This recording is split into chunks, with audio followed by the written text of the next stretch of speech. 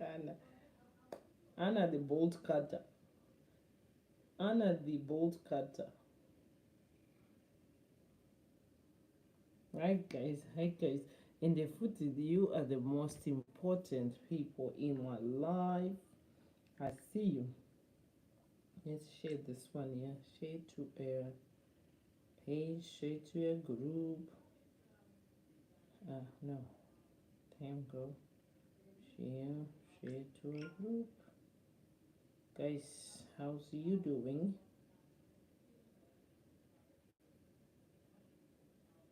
Muri boy, there's been I've been all over the place, Nana bolt cutter and stuff, and I figured I should come here and we should just talk. Hello.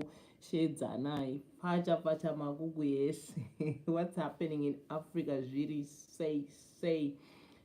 Hi, Mrs. Dunamis.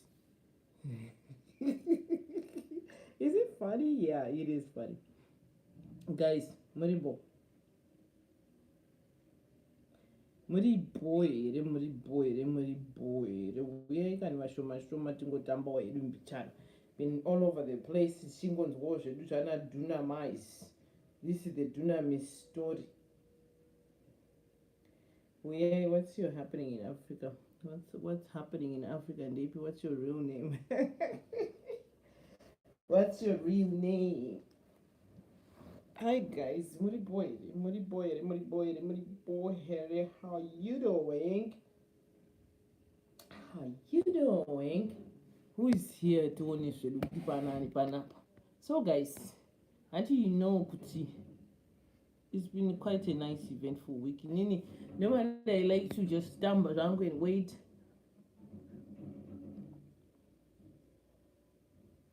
What's happening in Africa? Ndiana Karamba Mumwe, you or me or Anna? Ndiana Karamba Mumwe, just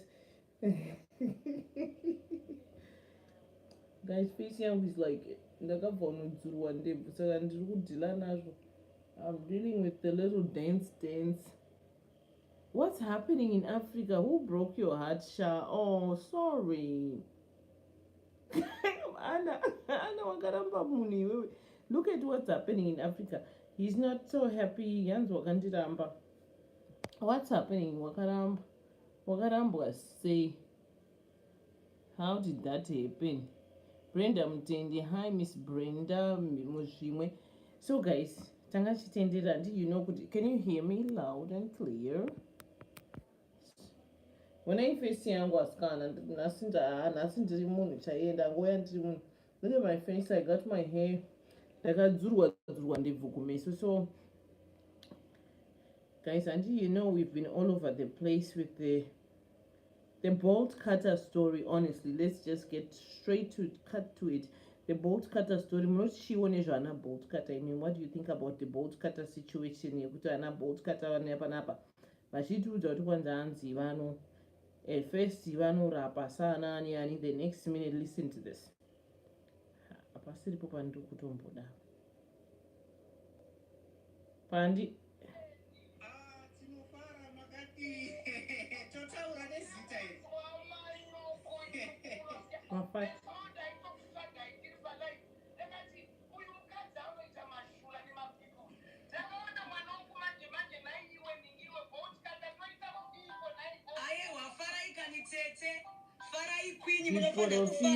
Queen, munofana kupembera queen. Saka ndinokuziva kuti isipemu rangu here riya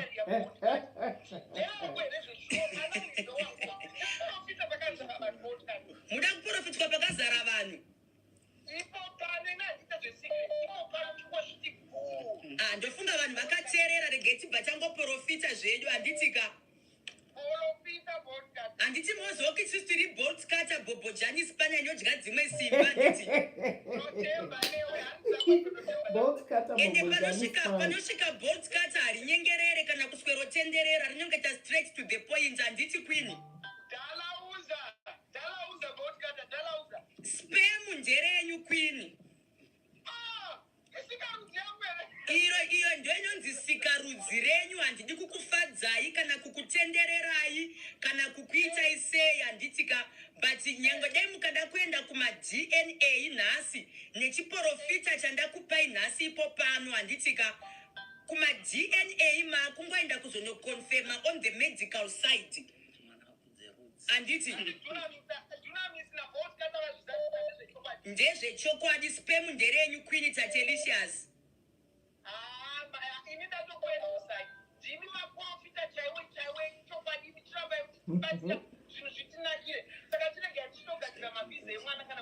mwana ndewenyu gadzirai mwana ngaakudze rudzuyo pakanaka bhabhai kwini bhabhai maita basa nekutitsigira maita basa kwini nekutitsigira tokumbiro another question yanayo regai titora another question zvavharana queen pay pakuti pabolt cutter apa uda kuziva kuti pemundera were queen wachibva uprofita wachibva uzwa kuti ndezvawo zviunhu ndehwawo. You understand what I'm saying? Apa tiri kuprofitwa apa moti chiunana bolt cutter inini I call it BS because nonsense yega yega handiti aiwa they has come because what happens is inini listening to them soka from the beginning vakabata hari dzavo and everything. Do you know that today they actually happened to end up kana muda kundifonera kana muda kutaura. If you want to call me, you can call me on Messenger. I'm here on Messenger. I will answer you on Messenger. Bolt cutter nemurume wake total scam. Why I say so? Ukaona filling station kakadzi kaya kanopinda mufilling station rimwe riri deadly kana pakabvunzwa simple questions. Munhu amwari anofanirwa kunge akapavirira ari ready kuanswer maquestions. They don't answer question straight to the point like anhasi handiti angauya zoprofita. But the only person akwanisa kuprofitwa negurundoro ende pachiprofession chacho chaitika. Did you notice kuti apparently they are friends, these people know each other, vana kungotanga kutaura vanga vachitoshedzana nemazita Dunamis nabolt cutter chichichi. Bolt cutter uyaimbofambira kupi? Pane munhu andituka haana kundituka angotaura kuti iye akazopinduka ini ndangokomentawo comment section kwasisimeluko mamuchipisa zvokupisa kucomment section anangomo kana what's happening in Africa taurai nyaya yenyu mutudzo.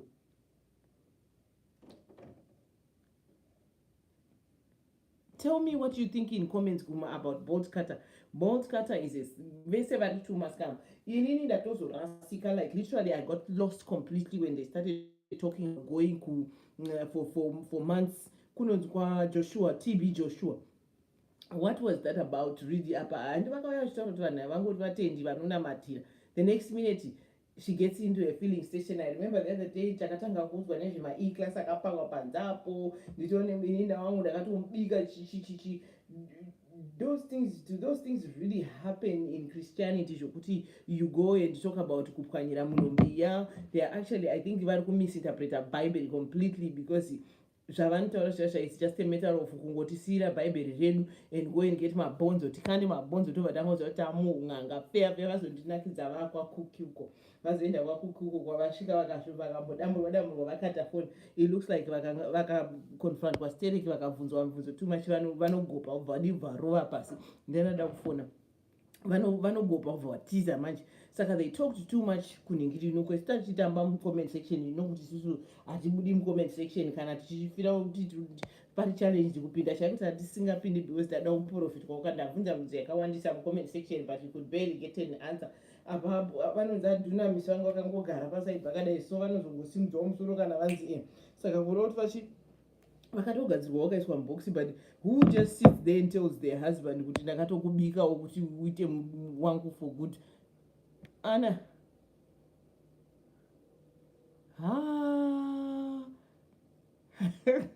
what's happening in Africa ndiani ko Ana iwewe nemunhu wako panapa taura inyaya yenyu.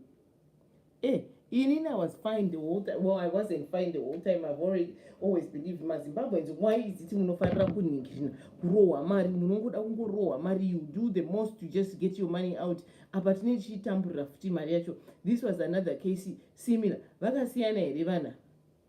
Are these makapusa mazindo azhinji munhu because ndokuti vhuvhunyama uzhenge wakazvodiya kutsenge zhamina zhamina zvangwaya wesheke ndokutora shereni ndakanipaparata ndokuti twanga nekauzuru iye ndiye kacho akanikecheni yaku like seriously kuti hanzi boltcutter vati vanobhadhasa hani muri kuzviona zvamunoita manje vanhu imimi. You volunteer your hard earned money just go to waste by trying to go and seek justice or seek whatever it is. Matadza dzimba dzenyu dzatadza kumira nokutadza kuita zvinoita kwarume venyu uko, mukutadza kubata varume venyu mushe nekubata vakadzi venyu mushe, dzimba dzekukona kumira makuda kunoisirwa varume muzvikari, mufuwira rudo guys. This whole nonsense yekuti moswera muchitsvakana nanaboltcutter anzisa murume muchikari, murume isa murume muhari wopwanya hari. That stuff doesn't work. Don't waste your money. Ndipe yenyu mari dzacho ndikudzidzisei matricks. Ndine zvimutaktiki zvinokwanisa kuningirira kuti zviite spicy mba.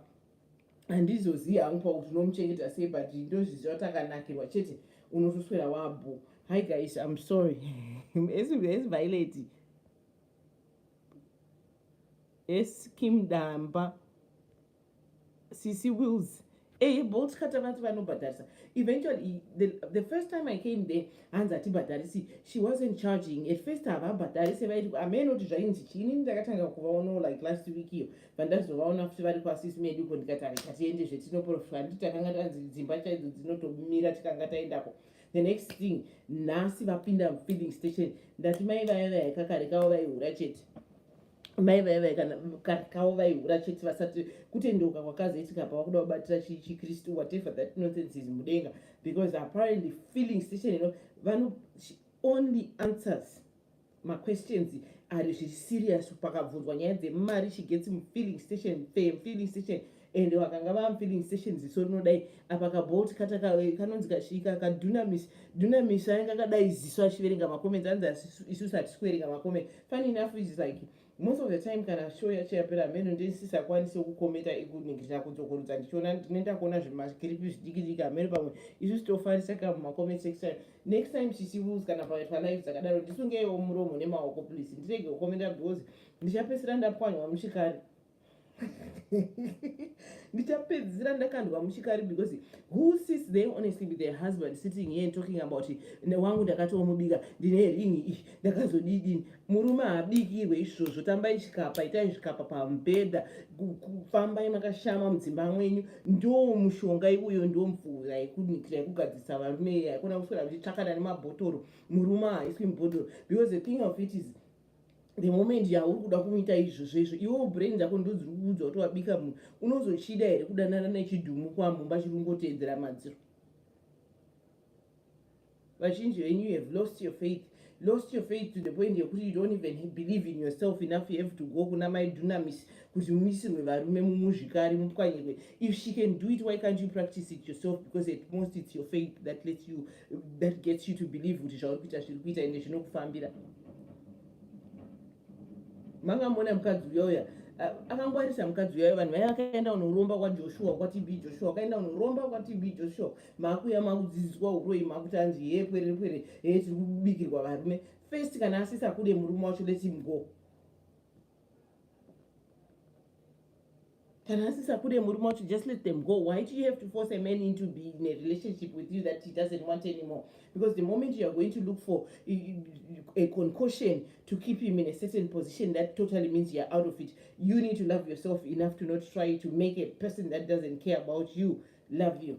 I think that's just where I'm coming from, because you are wasting money. Just say hands my plus 44 mamukazara ku inbox.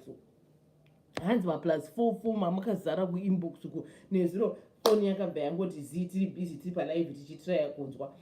Truth of the matter is, vazhinji venyu mune muri panapa muchinyepera kukomenta kuti chino igarinya rakatozvibvirwawo muchihure rakutsvakawo repentance in a way, but still repentance yacho has to bring money.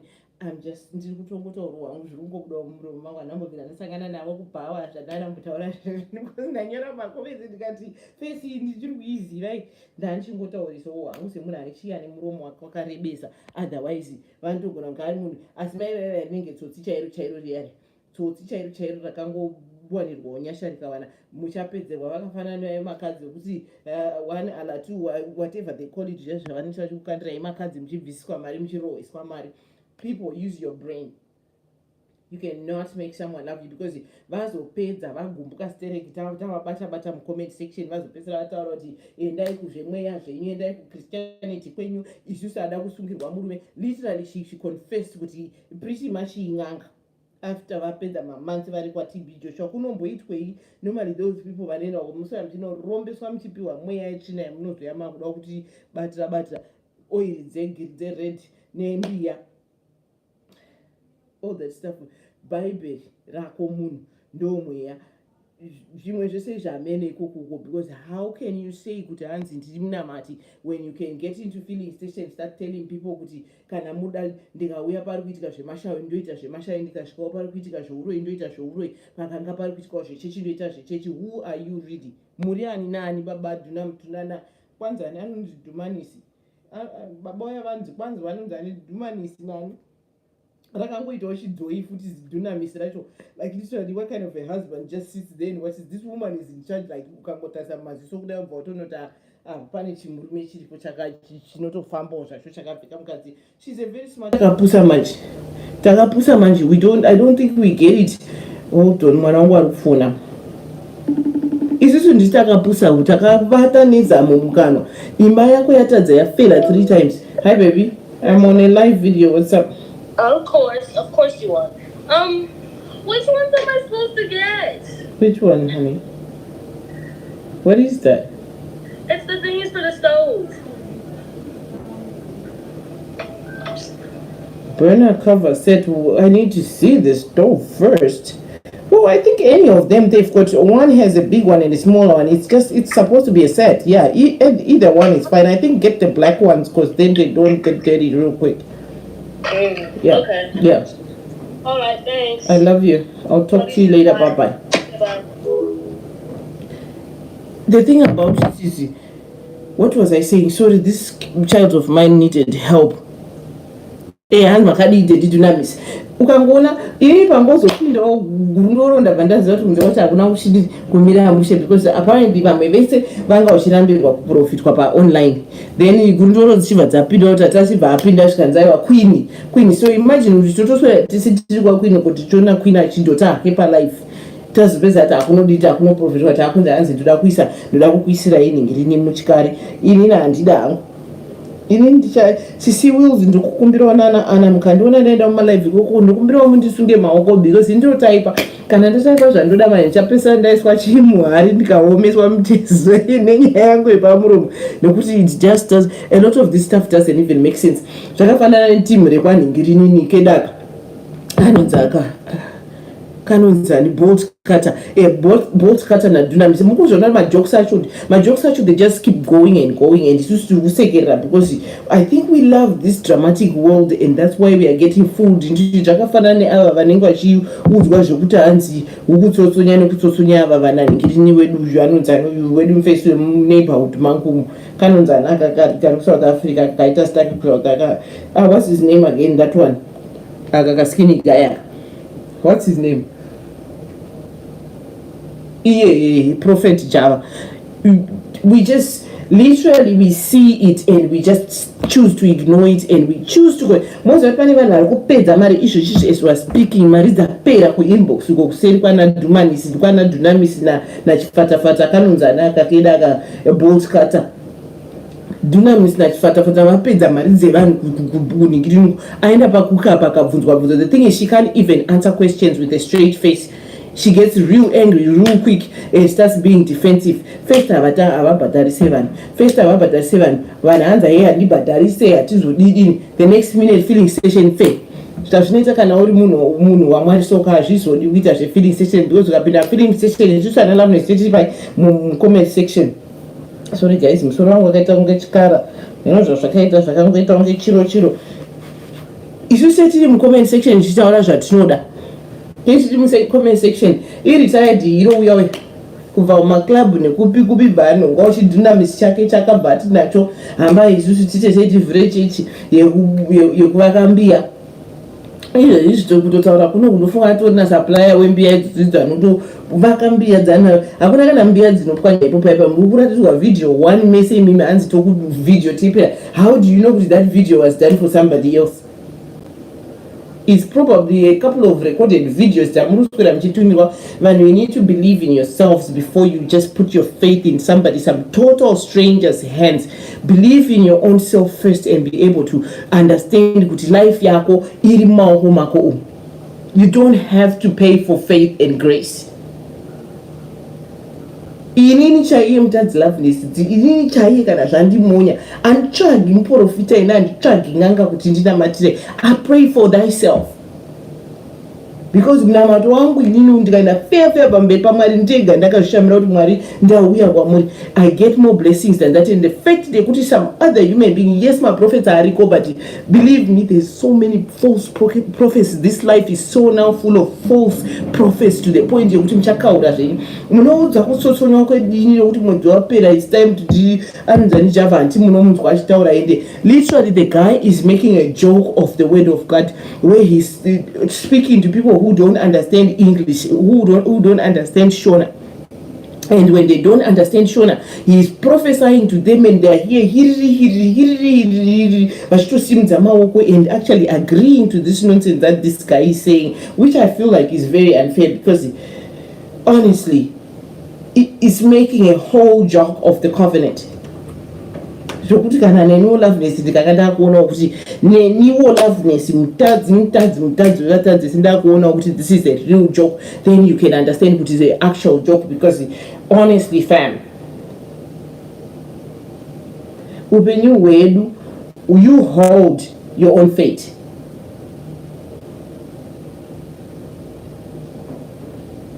Ndimi dzake dzeshona, can you believe that? Yes, she's charging for. She eventually we found out she mentioned in my comments with her charger.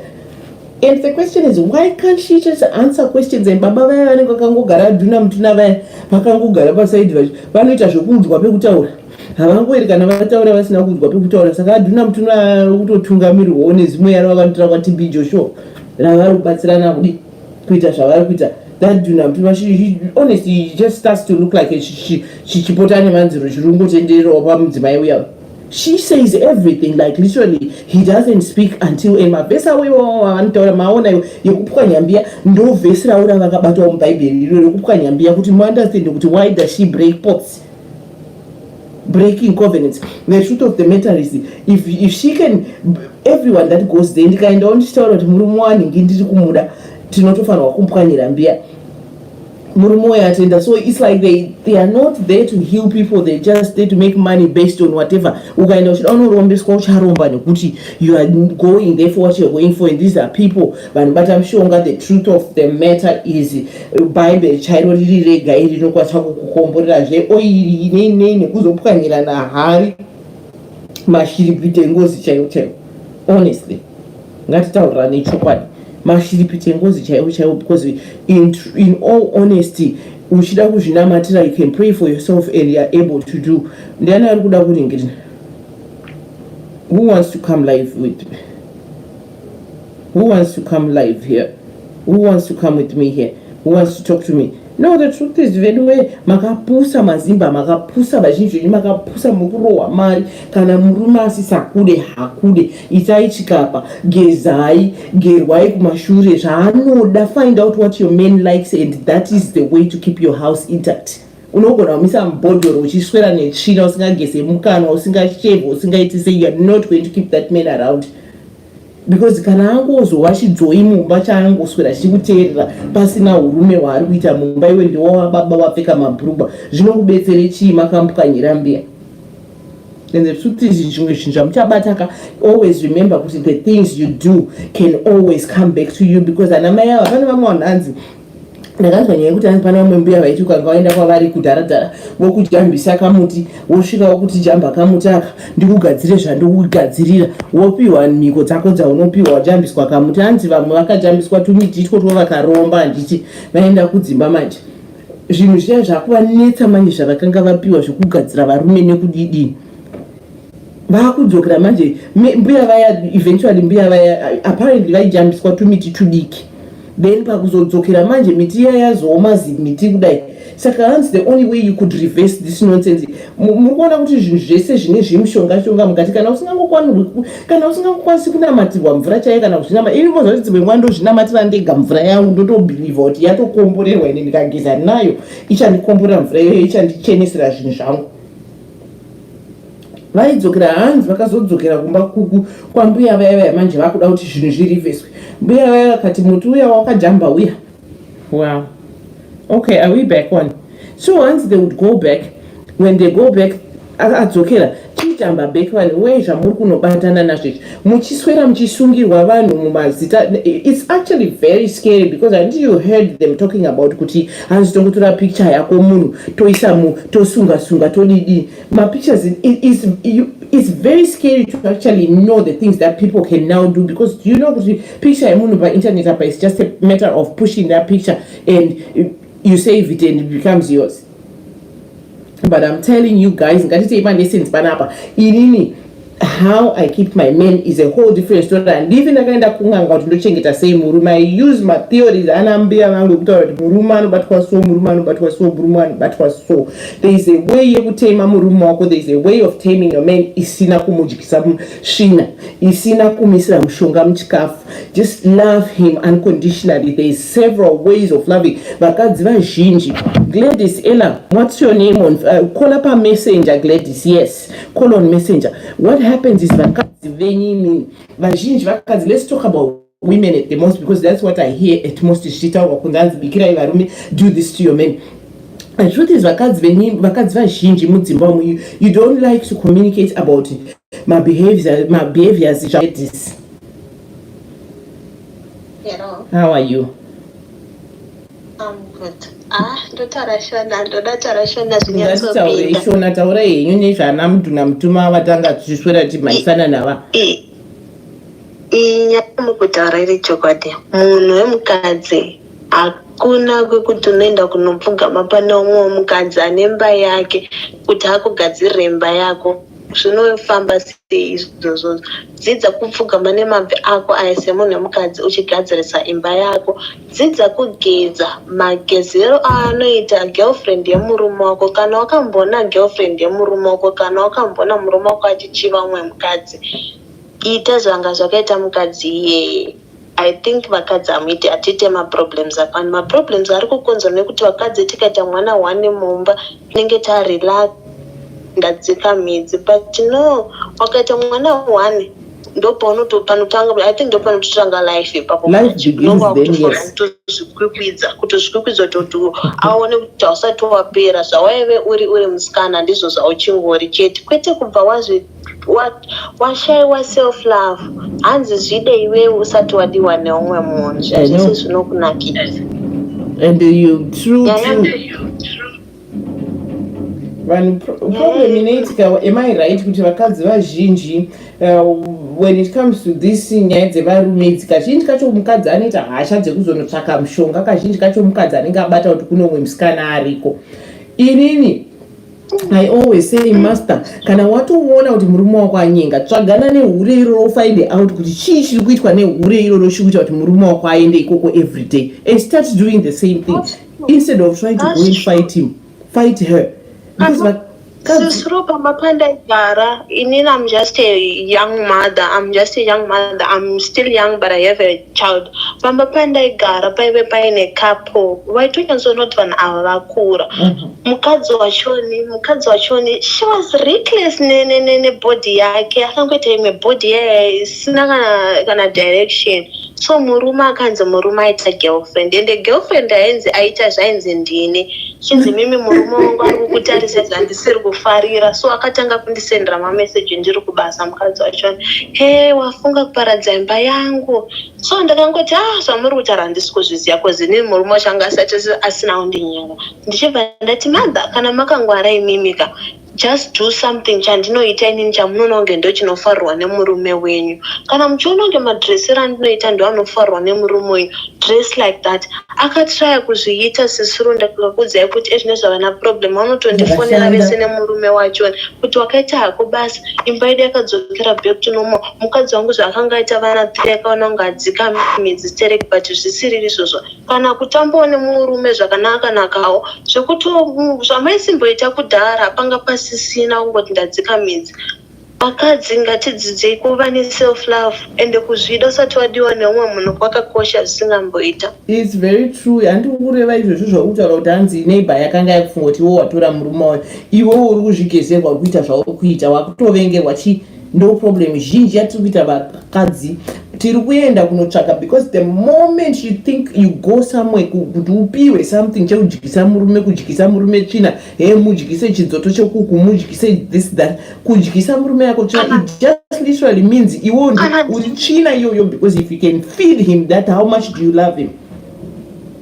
Imagine iri brother yako iri kudyiswa the same, unonzwa sei? Zvatinoitira vana vevamwe vanhu, ngatiimagine ari mwana wamai vangu ari kuzviitirwa, kuti how do I feel kuti mwana wamai vangu ari kudyiswa ropa rekumaperiods. Sorry, sindikutaura zvisizvo. Nasty. People need to just change. Kana ari mwana wamai vangu ari kuzodyiswa ndikudyisa hanzvadzi yamumwe munhu, kana ari mwana wamai vangu. Ende vakadzi, chimwe chinhu chandinoda kukuudzai, ngatisiyanei netsika yedu kuti murume akaita girlfriend ndinoenda kunorwisana negirlfriend iyoyo. Usafe wakarwisana negirlfriend, rwisana nemurume wako nekuti anyengwa haana mhosva. Full stop, ndapedza hangu. Bye bye. Thank you, darling. Thank you so much, guys. Mazvinzwaka, you're hearing it for someone who an experience. Guys, mufowira rudo both ways. Varume vana vachechi, they are kids. Treat them like a baby. You feed them candy today, change up stuff in your homes, do several things. Kwete zvokufira makagara pamalives sana maidhuna muchimudza zvokutaura. One day futi wamaidhumu vanonza ndundu whatever that guy is. Anogona kutobudawo one day akanakirwawo nezviri panze. Mai vaya vanenge vanotaurisawo seni vaya. Call on my Shelly, call on my messenger. Ndikutsvage panapa Shelly. No, the thing about it is murume haadi ndikutaura kuti varume, even kuvarume kwacho I think it's fair enough. Shelly, I'm calling you pamessenger pako. Varume ava vana vadiki, they just want to be loved, and sometimes kungomuda unconditionally and not treat them like they're crap and anything. Shelly, call me on my messenger and try kukufonera apa iri kuaisqui amenosha iri kuita. Imagine kuti kubikira munhu goja sure munhu anobikirwa nikirini goja. How do you even feel? The truth is munhu ari kufeeda zvinhu izvozvo, munhu achauya achirara newe, munhu achauya achikukisa, munhu achauya achiita this and that newe. How do you feel after that? You feed him that crappy stuff and then what? And like I'm saying, inini hangu ndikukuudza mutatikwa ndoshandisawo zvangu, not because I don't know how to take care of one. My relationships angu ndinochengeta zvakanyanyisa kunaka, and they are happy kusvikira tata chazvida. Handiti, yes Shelly? Yeah, hi. You can join in and I'll let you speak in Indotaurisa, so I'll let you just speak. How are you? Yeah, okay. Yeah, even now I'm down because I'm in like a more modern couple. Mm-hmm. So I just wanted to interject maybe from a younger person's point of view. Yeah, to be honest, yeah, it doesn't, to me, I just don't think it works. Because love has to be authentic. You have to be best friends with your partner. So, kind of best friends, meaning you can communicate anything. If you're not happy about something in the relationship, then express it by telling the person what you're not happy about. Talk about instead everything. of Amari, can mommy speak on the phone, please? Thank you. Sorry. That's okay. That's okay. That's okay. We love them. Yeah, so I feel like be your man's peace. That's what most women don't get. Be your man's peace, meaning be the person where if your man's stressed out, they're going to think, let me call Loveness and talk. Or let me ask Loveness what she thinks.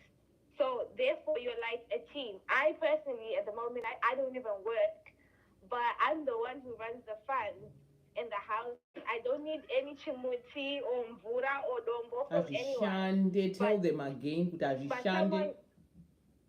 someone just knows because I'm a responsible person in the way that I'll make sure our household is running properly when it comes to money or anything. And even sex, be fun.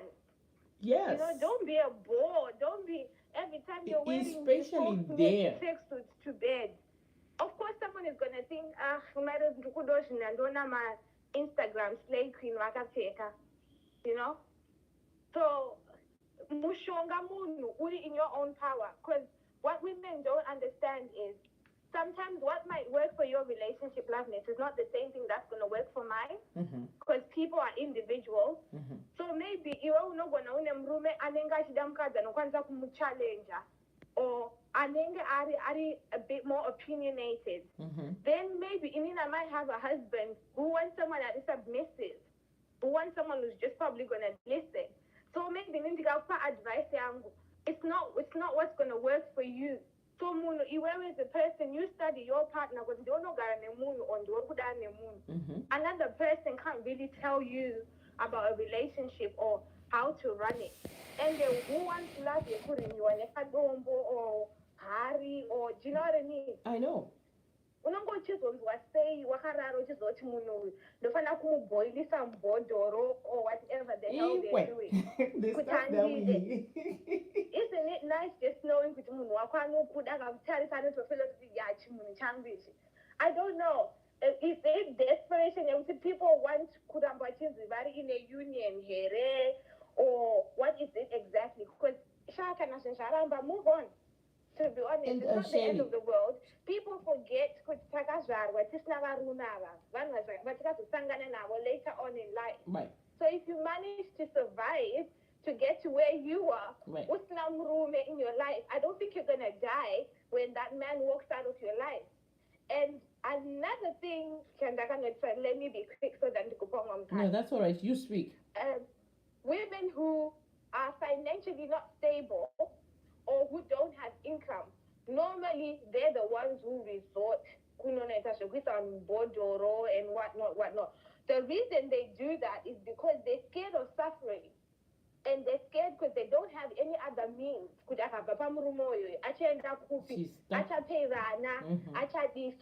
the only resort that they have now is, okay, I have to do the drastic measure of putting or you don't even know, to be honest, what you're going to get. Some of you people are understand something that will affect your kids later on in life. Because you wanted to secure a dick. You know what I mean? I don't know if I'm making sense. So people need to be careful. We don't even know or picture and guess what's gonna happen.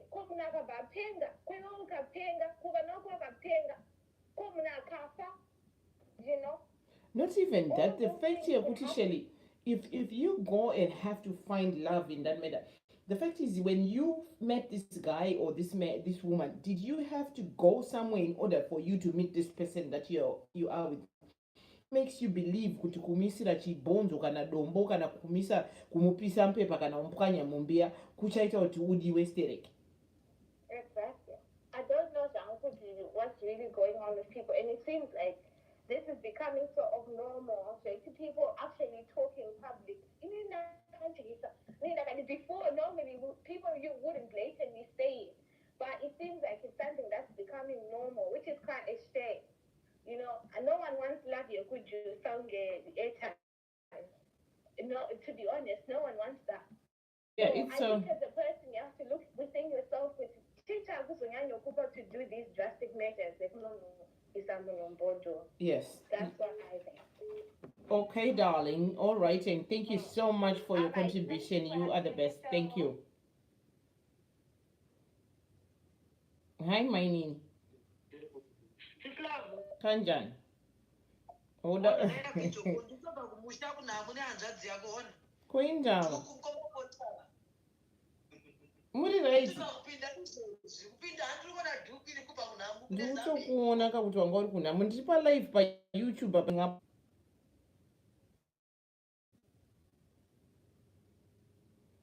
Hello? Jack.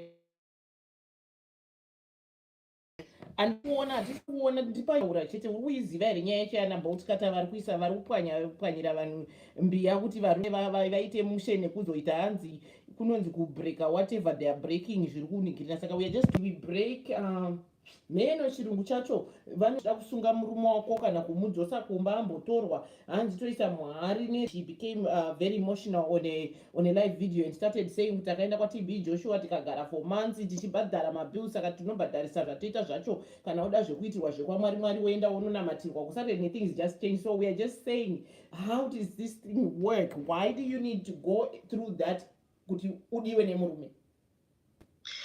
Aiwa, the moment you start putting people in bottles, people in a hurry, people in calabash and stuff, it's no longer love, it's manipulation because you're not dating with the person.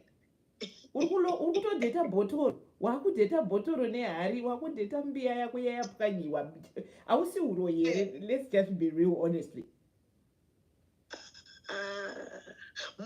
Mukutanga ngwai nditori paso titori palive ndipa YouTube but uri paaudio hausi kuoneka face.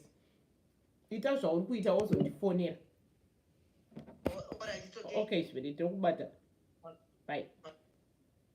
Guys, you don't need to force your men to love you. If they love you, they just love you. Ndiani umada kufona? Shelly Coco was so good. The stuff that she was telling you from a modern woman. Communication is one of the things that we need to open up. But do you know what most of you women, you don't like to communicate in my relationships? Men like open. Like most men, they want to communicate, they want to talk sexual and stuff like that, which most of you women, murume wako akakutaurira zvakati zviri sexual, wazozvitaurire chii? Hey, wazotaurire chii zvakadai izvi? Hazvifanirwi kunge zvingotaurwa taurwa. Uda kuti ataure nani? Zvinhu izvozvozvo. Lack of communication in your relationships is what's killing your relationships. Ada kundifonera ndiudze titsvagane kumessenger kuti titaure. How do you want your man to know the things that you like if you don't communicate naye? Uchimudza kuti ndoda kubatwa so, ndoda kubatwa pakati, ndoda kubatwa. Find out kuti murume wako anoda zvakadini. Mafantasies emunhu wako ari important kumaziva, because the problem yatinoita vakadzi vazhinji toda kuendesa chechi pamberi tichida kuinyepera futi chechi yacho, because kana iro bhaibheri racho I think inoda kuti uite communication nemurume wako, ubvunze zvaanoda nezvaasingadi, because if you don't know kuti kumubata pakati pemusana kunomubhoa, ucharamba uchimubata pakati pemusana uchitomuteta uchimuburisa panze, achasvika ubuda woenda kuna Loveness. Kwanobatwa somewhere apa muri busy, like you say, desperate women are the women that go seeking the confidence of other people who, you're actually putting yourself to be controlled by another person on how you can do your relationship. By being told you bring his name, his picture, and the girlfriend hands a picture ya Loveness, tiise muhari, tigo azvishandi zviya because ndakambozvitwa izvozvo zvibonza pane rimwe timu ndakambonetsa pana paFacebook rimwe gore ndakatonzwa kuti vaitora mapicture angu hanzi kuita obsession family yese vachitotira matare mufamily group, kuita matare ekuti toda kuendera kunganga timugadzirise, toda kuendera kunganga. Asi ndaona chakati chauya since then. Just do what you need to do the right thing kumba kwako kuitira kuti murume wako asatarise Loveness. Because find out kuti Loveness ane chii, chiri kukonzeresa kuti Loveness atariswe chinyi. Sometimes yes murume wako ane ruziso, but inini ndinotostoka hure iroro. Now start stalking hure iroro. ndinostoka hure iroro kuti ndifa iripo mhuri yandoziva yemasaki vanotoenda kuchechi ndovaziva handida hangu zvemazita vanga bhizi mhuri yese kundisitoka kumafamily group unoti kundisitoka kuti stoka Facebook yangu achiba mapictures angu atoda kumendera kun'anga tozomudiri nanhasi asati ndazviona zvichiuya zvacho zvokwandakaiswa muhari kwacho ndikazonzwini kwacho nanhasi hazvisati zvasvika but ukanzwa nyaya dzinenge dziri mudzimba imomo manga musinganide kuenderwa kun'anga kuti murume aite zvaanofanirwa kuita mumba maingonida tuma few changes twokuti paite munhu ari focused anofocusa on this guy muri kunzwa panongonida someone to focus on the needs of this guy because men can be needy because they are like children. And to be very honest inini like I'm telling you kuti inini handisandamborambwa to be very honest handisandambodhambiwa nemukomana and panodiwa ndinodiwa zvokudiwa zviya reason why is ndine maways angu ekumupfuwira nawo wekuti paanenge aineni anenge anodai kwaari I make him feel like ndiye akatondipfuwira by giving myself kwaari and then when you do that you have all control because kana angokuda saizvo zvakangotrust kuti munhu ndewangu akaziva kuti hakuna kwauri kuenda akaziva kuti focus yako yese iri kuperera paari you are done because munoziva murume anoratidza kudiwa kuti anokutsvaga murume ngaakutsvage pausiri kuoneka ukangopinda kubedroom ukagara 10 minutes murume ngaakutsvage kuti mukadzi wangu aendepi because you do the best at home.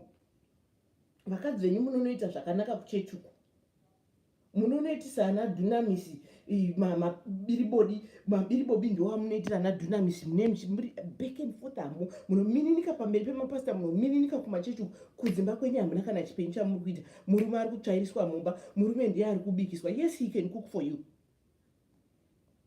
yes he can cook for you when he wants to but be the woman in your relationship that mupe machannels ese ekupfuwira it's so many easy ways of kudyisa murume usingamubikire midzi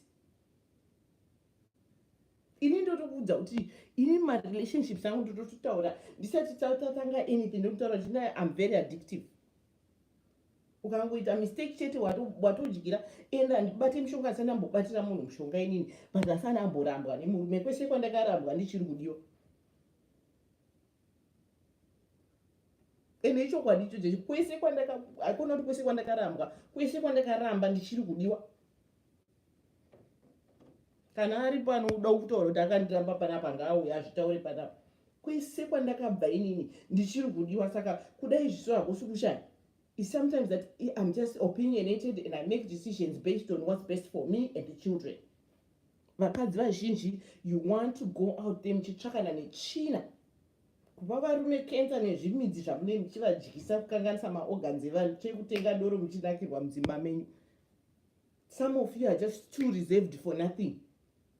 Oda kuzvita mukadzi wekuchechi apa uri kuswera kun'anga apa uri kuswera uchinotsvakana nemapicha ana Loveness uchida kuisa mumbi yakuti kwanzi Loveness ndiye ari kuattracta murume wangu. Do what Loveness is doing to attract your own man.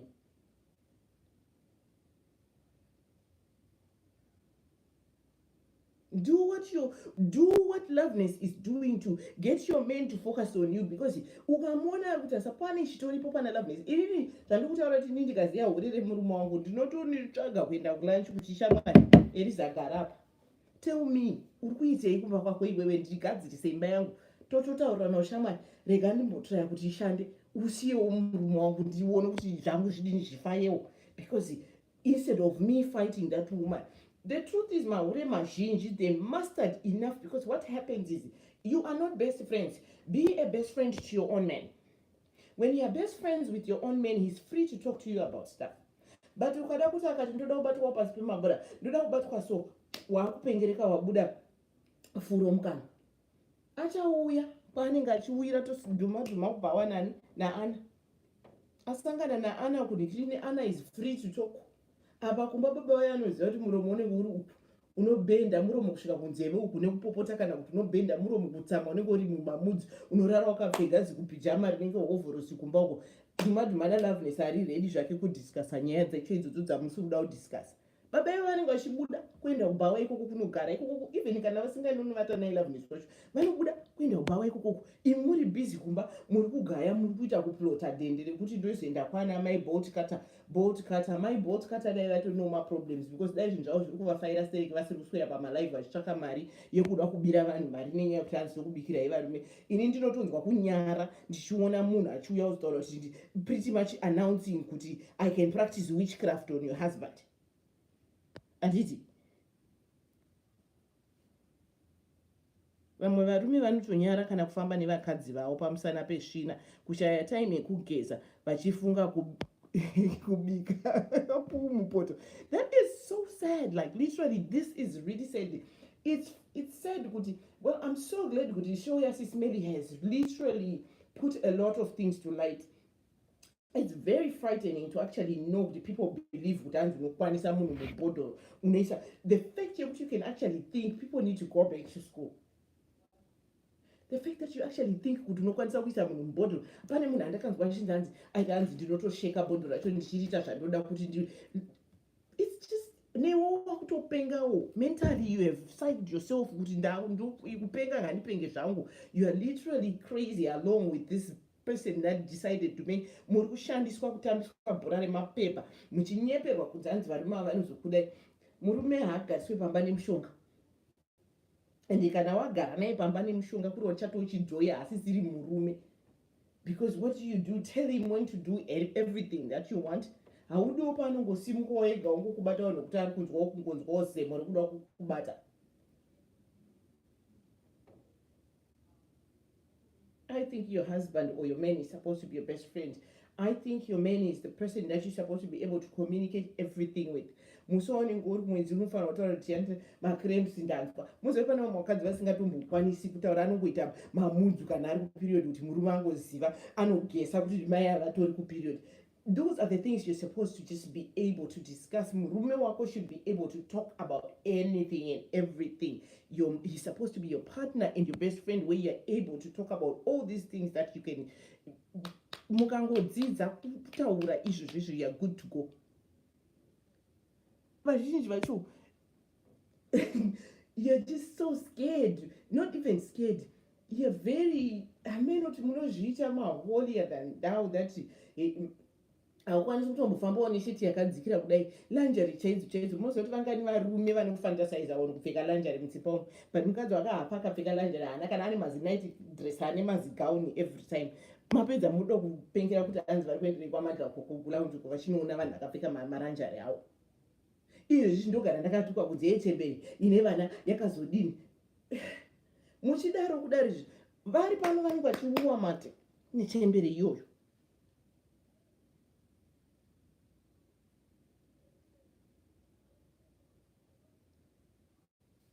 Vanenge vachiuwa mate vachiona chemberi iyo yamuri kuswera muchiti hei chemberi yazodai. Kopaiwo zviri kuita chemberi, because chinoitika ndechekuti muchiswera muchitaura rabishi dzenyu, hei akazodai vari muinbox havabudi muinbox. Saka mimi kundishuka kwamune muchita hei hagoni kutamba, hei akaoma mutezo, iwo mazishasha enyu akazara muinbox. Handioni kubetsera kwazviri kuita, ndechikusekai. Like literally, you're letting other people laugh at you because you're using the wrong resorts to be able to fix it. You cannot fix your man to love you. You cannot fix your woman to love you. Just love them unconditionally and be open to them. Transparency is key. If you're transparent in your relationship, in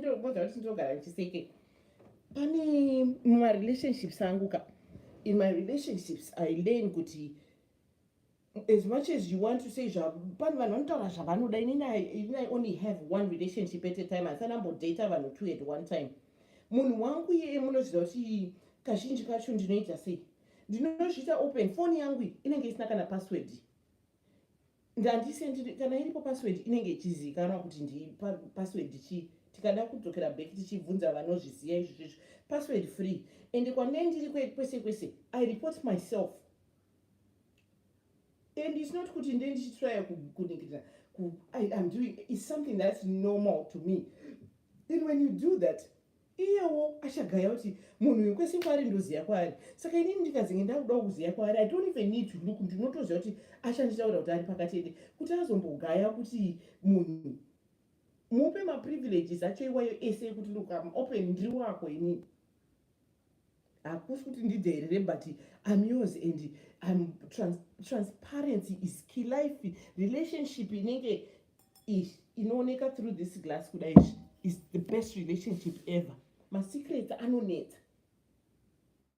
You should be able to talk even nebest friend yako in front of your husband, because hapana chaunotaura nebest friend yako chinoita secret kumurume wako. Vakadzi venyu mune problem yekuti munoenda kumagirlfriends. Magirlfriends hatone life dzavo dzisiri kufambawo. Kazhinji kacho is these girlfriends, these friends whose lives are not even working out. Vamwe vanobvunza mazana. Life yakaina kana haaziva kuti mari inoitwa sei, haazivi kuti murume anochengetwa sei. Those are the people you are going to ask advice from. The next minute iye ari busy kukutsvagira zvokuti aningirine atore murume wako. Akukuendesa kutembisa kwaasekuru. Ndokwandakanzwa kuti ndaenderwa hanzi kutembisa. Ndokwandakanzwa kuti ndaiendeswa mapikicha angu nekudidi ndakaseka ndikafa nekuseka zvangu kuti nditozombozviziva kwasheko koko zvakanga zvambofamba sei. Kuri kuti hazvishande zvinhu zviyezvi, hazvishandi, doesn't work. Uri busy kuda kufikisa loveness, ari kurarama life yake. Chei kuda kugadzirisa kuti chii zviri kuita kuti murume uyu atize. Ende vanhu vechechi futi, vanhu vachiita izvozvo izvi. Tikada kuzvifumura panapa toswera taakunyara, ndosaka ndichiti musanyeperwa. Evil is out there. Tapwanyirwa mumbiya, mukarombeswa zvidhoma. The next thing is makanga maitirwa izvozvo, you are never going to be able to unleash those things. You are going to find your own demons and you are going to have them for life, and it's going to affect your children, it's going to affect your whole generation.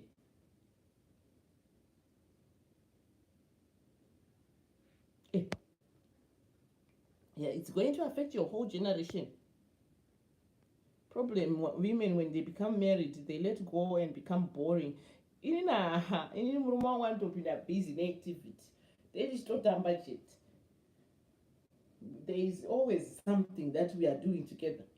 Kana tambosvotana 2 minutes and problem yenyu futi imwe vanhu vakadzi imimi, most of you munoti kana waita chigumu 6 weeks munhu akatamwa. Inini my grandmother vakanditaura kuti izvi musamwidzanai kumuromo. Down kuzasuku akufikwa akatamwidzana, make it your fixer. Mushonga avatu kana matsamwidzana kudenga uku vanhu avatamwidzani hanzi hazvitsamwirani. Nekuti the moment yaunoti wasunga kumuromo, wasunga futi uku kumashoko, problem yatopinda mukati memba. Because hapana ana who is already always ready. Pana ana. Inini honestly, as much as munotarisira inyu pasi, so ukaona ndapinda musituation nemunhu wako, not that I'm saying it will happen. Problem. Because chinoitika ndechekuti tsamwa, learn to be upset for a few minutes and understand kuti if there is a chance and an opportunity for you to fix your problem, especially when you know what went wrong, find an opportunity to be able to use that little kamshonga ikakaka kamina kokuti mudiscuss the situation yenyu. Don't use it as a fixer but not discussing the issues.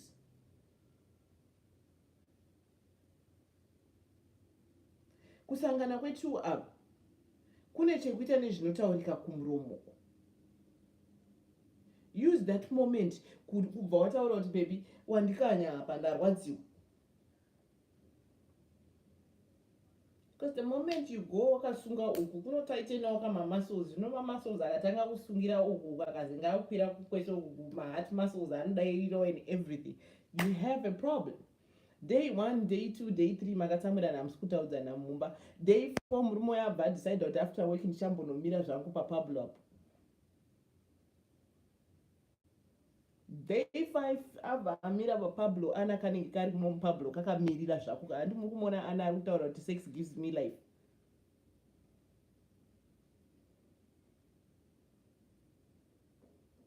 Amira papablo apo Dumadu mana Lovelace ari jovia wakari busy Lovelace anosekera ikona kudai smile vauko neuku wapera basi fast. Just that smile alone is enough to change things. Zvinogona kuchinjira because mangwana achipedza problem inoda kuti zvirambe zvakadaro ngakutoramba achikutsika konzo kuti urambe wakatsamwa. Because then kana wakagumbuka kudaro anenge achimhanyirei kumba. Ari muri kuona zviri kuitika. Makutsvaka na my bolt cut. And to be very honest, my bolt cut havana zvari kubata. Handina kuti musaende kuna my bolt cut. Kana mari yako ichingokuvavawo, go and get bolt cut it.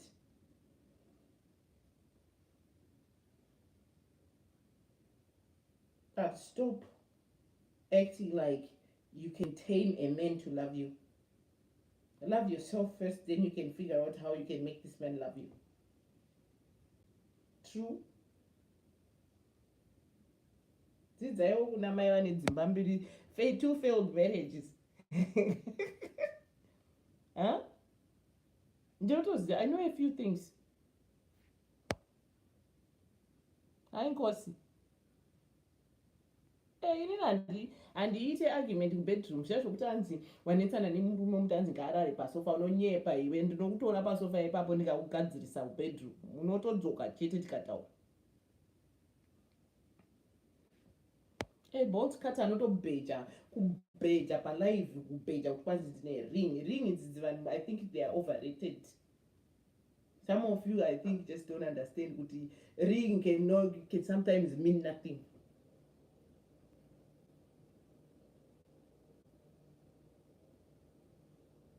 It's the type of ring. You can wear a ring and be very miserable. And the fact is, if he doesn't love you anymore, you can't put him in a bottle and turn his heart around. Ausimwari. Ana grina vasi avasana mwari ana maiduna mtuna ana maidumanis. Dunamis he pretends kunge chidzoi, but they are after money. You see how they are very smart. They are sitting there and they because when he looks like that and the wife refers and says covenant, yeah, we broke whatever, we broke the whatever outer barriers, whatever that is that they called it. And chakagara ipapo chiri kubvumira.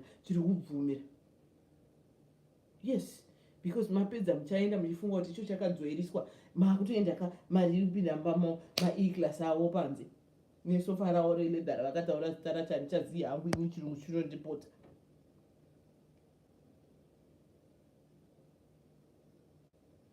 Musapfurirwe onai zviri kuitwa vanhu nanhingiri natwababa vachitsotsonyerwa nekabhichi nekupera kwemwedzi tsotsonya nakutsotsanya and people are hiri. This is how we can just literally fall. And honestly, look at it, it's coming from our very own, and you can actually see directly zvichiitwa makatarisa and makanzi pusisa kana kuti pusiswa.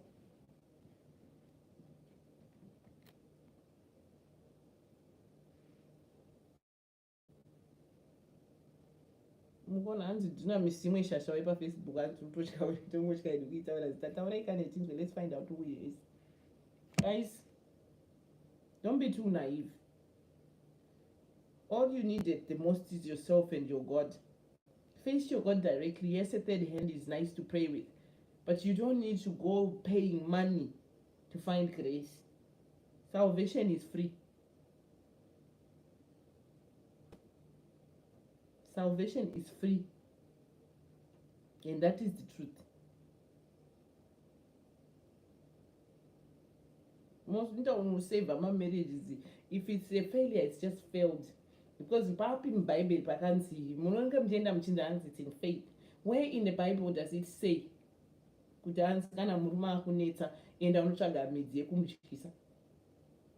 Yes, hanzi breaking harris is something that's in the Bible, but at the same time, where in the Bible does it say when your man is not cooperating or your man is not loving you enough, when your man has a girlfriend, go and put him in a chikari and put oil in that and break that chikari and be able to get him back? Mujikise muswe jinyu, mujikise kakaningirike kupetsera kekumashure.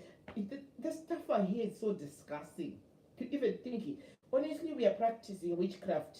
Tisiri kuona kuti ndo zvatakutoita. pane nyaya yemai vaya ndakanzwa kuti anzi ndotsvaira marara mumba everyday ndozoaita sei ndopfeka zai kuzasi kwangu ndozoribika zai iroro baba ivavo varikuusha baba ivavo vaguti mazai chokwadi woita basa rekungopfeka zai kupfeka zai kumashure kwako munhu wozopedzisira woriburitawo pamunhu and you think it's okay. Guys, that's not, let's just be real, honestly, let's just be real. There's a lot that doesn't make sense about this. How about we just start talking about classes dzekungodzidzisana kuti toita sei kuti dzimba dzacho dzifai instead of kurwisana patinoita. Share my tips. Let's start doing these things panapa ipapa painternet apa variko obvo vanodzidzisa zvinhu izvozvizvi. Kungotangawo kudzidzisana zvinhu zvokuti what are the tips that I'm yet to see. Honestly, you know what I would love to see? Groups out there on Facebook of people trying to teach each other kudzidzisana kuti vasikana muri kuzvigonawo sei vari kuzvigona mudzimba, just like zvamunoita kunana klasi yehomzuku munoratidzana dzimba dzenyu muri kutsvaira sei muri kudhekoreta sei. How about groups of such where women just come and say look inini kwangu kumba ndinodai ndisada tombobata mushoka kana kudai todzidzawo vamwe sexual discussions chaidzo zokuti mubedroom ndinofamba sei inini murume wangu mubedroom anozvifambisa sei anodini, because all I know is it looks like our lives as women depend on these men, because that's all the talk that's out there pakaitika murume ahura ihure riri kurwiswa is we are fighting for that man. Takwenda kwana bolt cutter hanzi simbi inocheka dzimwe simbi inoseka dzichemwa. I'm yet to see iwo magroups iwa instead of kuita mbiri yekuti tiswere tichitsvaga kuti ndomufikisa sei, unomufikisa chinyi. What can I do differently is the question that you should ask yourself as a woman or as a person. Kuti relationship yangu ifambe, what can I do better to enhance or to improve my relationship with my men, to improve my relationship with my woman? Most of us women, we lack confidence. We fail before we try. And that's sad. And we seek advice before we even think of the things that you think you can do to improve your relationship. Because what's failing in your relationship is not known by your friend. It's right there in your house. What's causing failure in your relationship is something that's in your house. But you want to go and ask your friend who has no clue to mbameni munozvifambisa sei. That's when you are ending up makwenda unana sekuru kutebisa unotsvaka mishonga yekukwadza varume kufida ana cancer.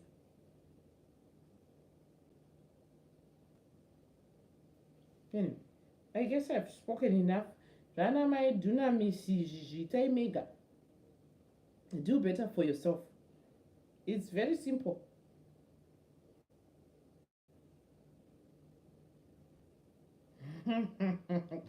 Hands into that bolt cutter. Yeah, the truth is, azvibetseri varume vanogoda kudiwa and like inini I'm best friends with my men. We talk about everything, speak for hours and let that be your life. Ari kubasa anoshanda achiziva kuti unofanirwa unotaura nalava. Do the little things. Do the little things that make these men want to get off work just to come and talk to you, just to come and see you. Yeah, sometimes look stupid sometimes just because you're doing the extras just to keep that thing spiced up. And a bolt cutter chin, no viringidzwa my relationship, muchirombeswa. Making your man a dummy in the name of trying to be loved. How can a dummy love you? I want a real man who loves me just because he can, not because I've done something to make him love me. No, the things that I should, things that we should do together, not kunotaka end kekupesera kwechina kuti andombikira kaendi kedodikutani kitini agozondida. It doesn't work like that. it doesn't work like that, because kana wamudaro, you're just literally feeding it to yourself, because if he's your man, that means you are doing stuff together. Moving on to you, machinaiwa yes. Right or wrong? Anyway, guys, I'm yet to see more things happening and more people discussing things that are more productive. All I see is witchcraft being practiced right in the face of the earth. Witchcraft. Muri kurombeswa makatarisa, because iye munhu honestly ka vanodzidza iwo zvino indapedza hangu nemi ndangoya hangu nana my boltcutter. My boltcutter is why I came here.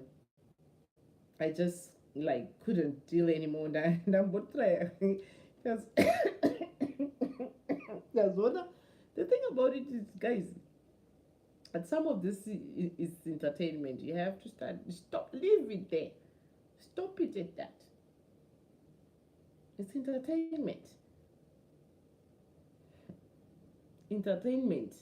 Muchauya mukaudzwa zvinhu mukakushingirira kuti kwanzi uyai ndikupei mhiko dzekunhingirina.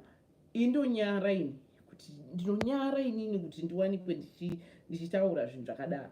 Vaenda ndavaona manje my boltcutter vaenda vaita mahwekwe nakuki namudiwa kuki anotaura hake zvaanoda.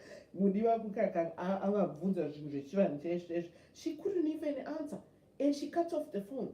Like literally, if you have a platform and you're trying to teach people stuff, be able to speak. Vapiwa platform kuMary's Diaries twice now, but hapana kana chaitwa achieved.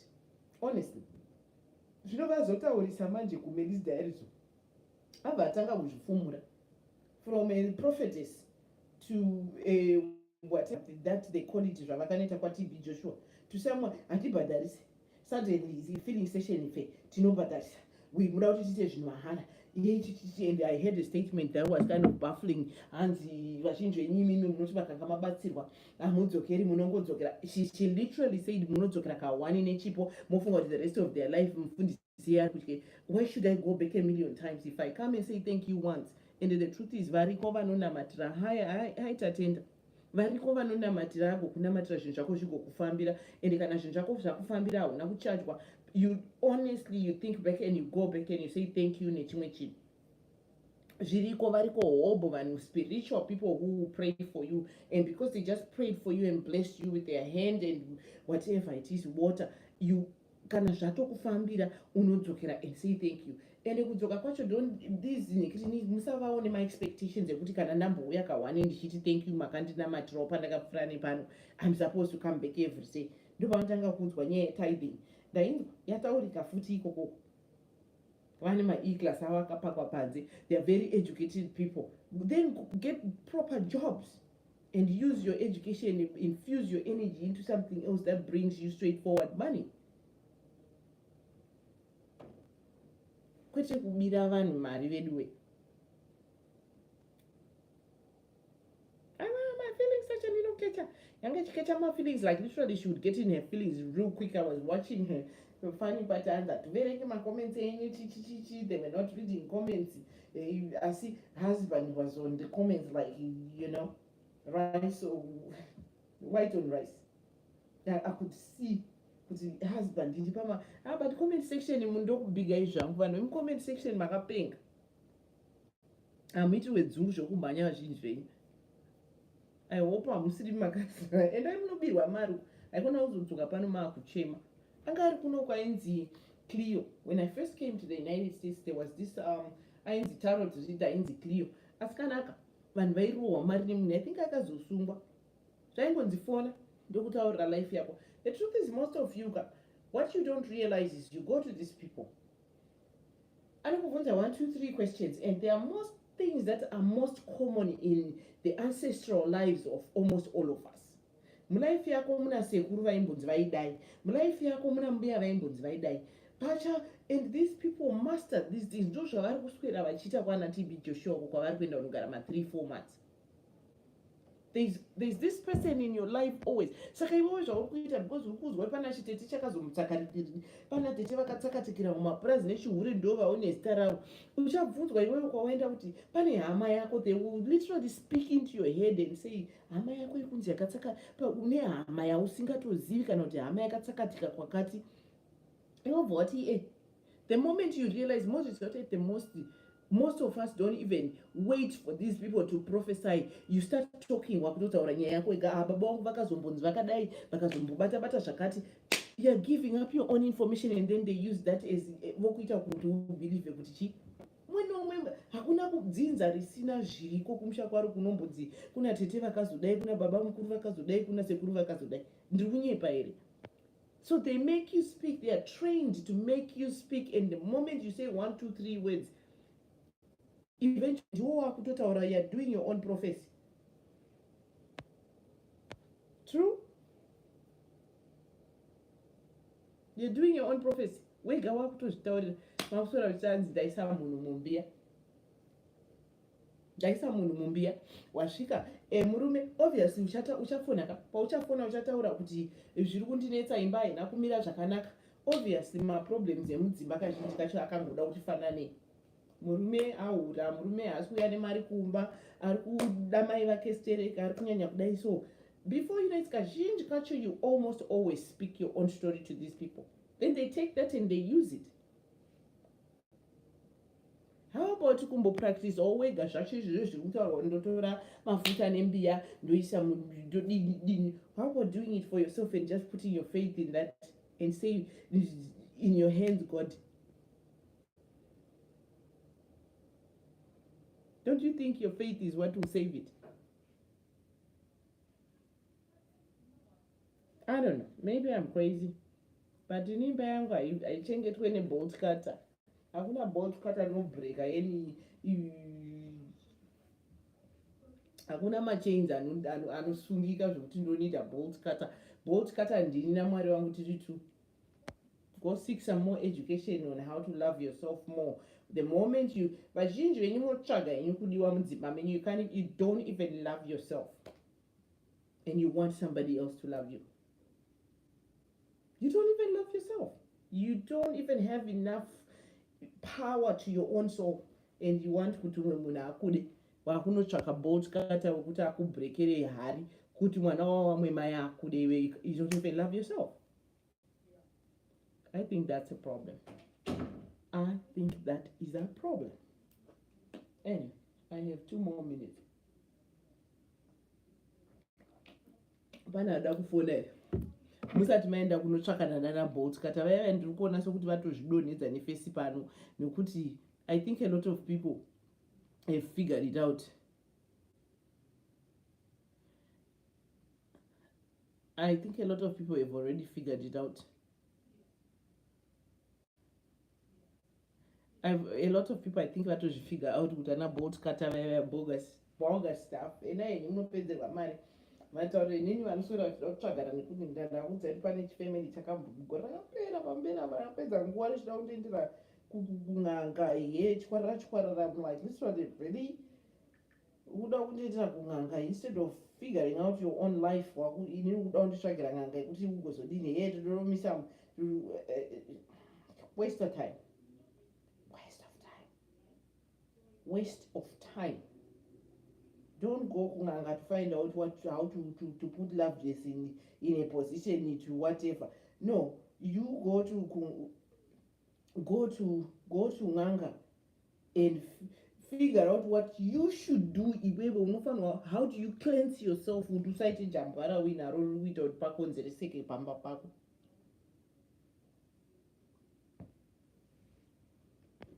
Right? Ambassador bolt cutter anita panapa tatopedza isu. Enai kun'anga munotsvaga kuti inini chii chiri wrong neni. The truth is, honestly, if you can go and find what doctor uchenda, because the doctor is supposed to tell you what's wrong with you first before you can figure out somebody else's problem. Guys, I love you guys. I am about to leave you here. Thank you so much for coming and watching. If you have not already subscribed to my channel, please do subscribe. I will be coming back again. You know, on Friday I come back with my night show. This is what I've been playing all day, and this is what I did. And machines with a mega bolt cutter. This was the story here. Baba, vanga wakaita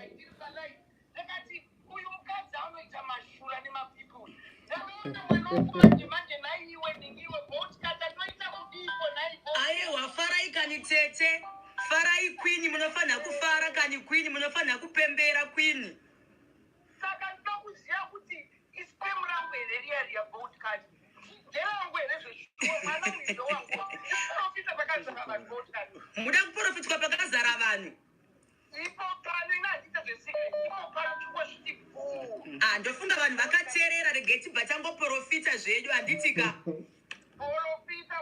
handiti mozoki isusu tiri bolt cutter bobo jani spanya nyodya dzimwe simba handiti notemba newe handiza kwedonotemba nazo ende panosvika bolt cutter harinyengerere kana kuswerotenderera rinongeta straight to the point handiti kwini dalauza bolt cutter dalauza spam nderenyu kwini isikarudzi yangu iyo ndo inonzi sikarudzi renyu handidi kukufadzai kana kukutendererai kana kukuitai sei handitika but nyange dai mukada kuenda kuma-DNA nhasi nechiprofita chandakupai nhasi ipo pano handitika kuma-DNA makungoenda kuzonokonfema on the medical side handiti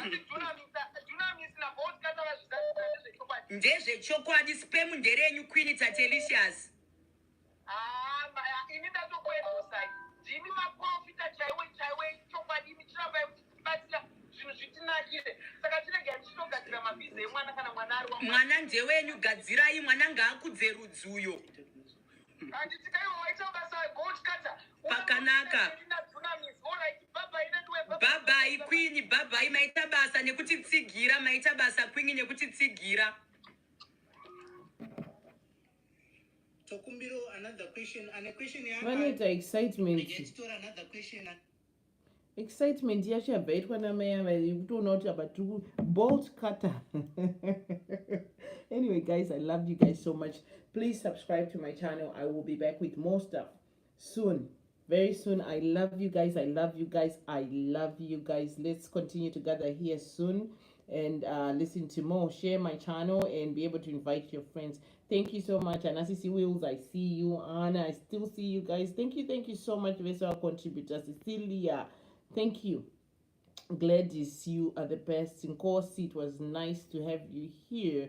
Try Estone, how are you? Thank you so much for coming. Thank you, miss. Thank you. Tozo nana futi mangwana, take care and take